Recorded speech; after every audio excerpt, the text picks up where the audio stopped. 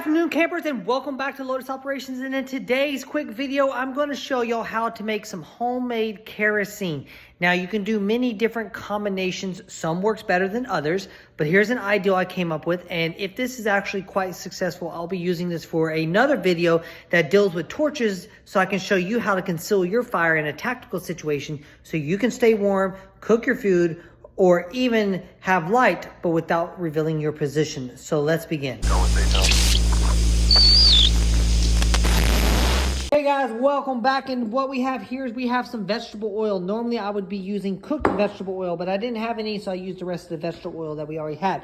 And normally I would be mixing flammable material, because vegetable oil by itself will not light fire that good. So you need to make it a little bit more flammable so that it gives it a little bit more oomph. So what we are going to be mixing into this is we are going to be trying this combination, because normally I would do lighter fluid, because I have kerosene here, but I don't want to break into it because kerosene is good for long-term purposes. So we're going to be using acetone. Now, acetone is extremely flammable, so be careful when dealing with this stuff here. And we already have our torches made for other videos I'll be doing, so stay tuned for that. And we are going to be popping this acetone into here, creating a blend to where there's enough oil to basically allow the torches to stay lit for a long period of time, but the acetone makes it flammable enough to ignite, and then it has a slow burn. So let's blend this together. So what we're going to be doing is we are going to be dumping this into this here. And we're going to have just enough to where like it will light up. But we're going to do that a little bit there. And then we are going to blend it together. Now, unfortunately, now this cup has to get used for shop purposes only, because we got chemicals in here. So now we are going to do a small test piece and see how well this lights up. Okay guys, here's just a regular vegetable oil. I want to show you why you need to mix it. So regular vegetable oil here will not light by itself, but you want something that will ignite.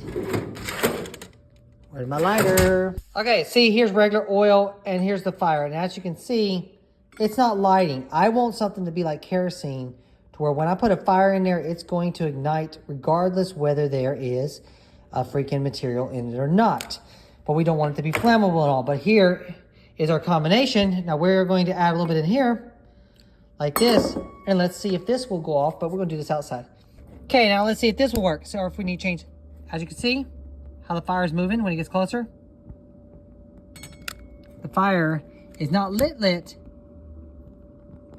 but it goes from normal to moving around, so you know you're getting somewhere. So let's try the material. This material, as you can see, is absorbing the oil up like a wick, and we are going to make this our wick, and we are going to see exactly how well this works as a wick.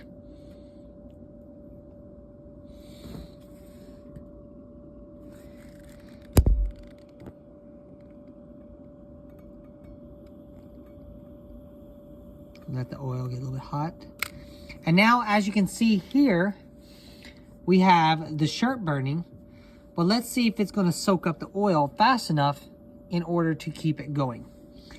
And this is a concept that I'm trying to do when you're making your homemade kerosene oil, because you want something that's going to burn, yet not burn your material away the entire time.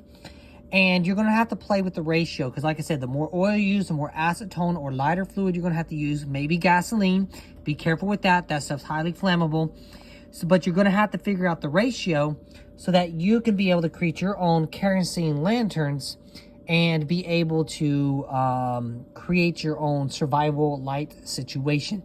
Now, since we see that this is burning nice and slow like a normal kerosene lantern thing, and as you can see, the oil level is getting sucked down like crazy, we are going to now be able to use this for another video that I'm planning on doing, to where I'm going to show you how you can still have a warm fire but tactically stay hidden in a survival style situation.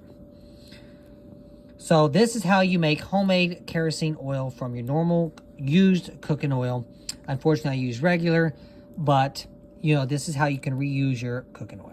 Well guys, I hope you found the video very interesting on how to make used cooking oil for survival purposes. Save your cooking oil, mix a little bit of acetone with it, and make your homemade kerosene. Hope you enjoyed the video, and Lotus Operations out. And look at it, it is still burning. Nice and good.